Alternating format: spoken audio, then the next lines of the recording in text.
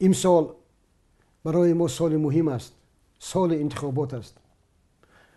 اما مردم ساده‌لوح ما، مردم زودباوری ما هنوز گمان میکنند که شاید امسال انتخابات می شود. من حیران می شوم. آدمی که در 20 سال یک بار برای انتخابات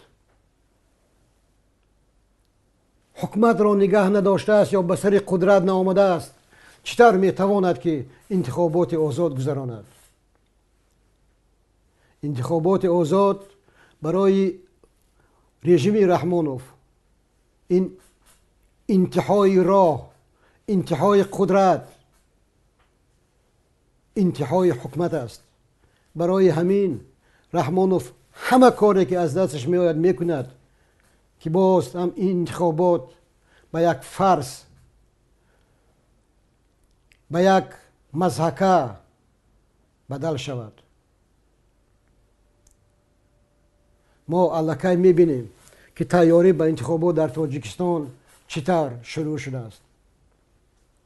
فشار مخالفین نه تنها در داخل بلکه در خارج کشور اوج میگیرد. مردم را ساختارهای قدرتی به هر بهانه میترسانند.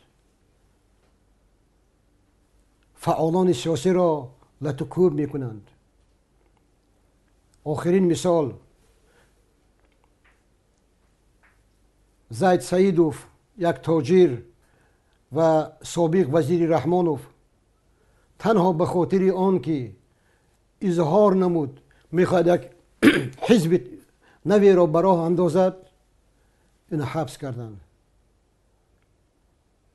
از این پیشتر در دبی عمر علی قوتوف بازداشت شد و در زندان است.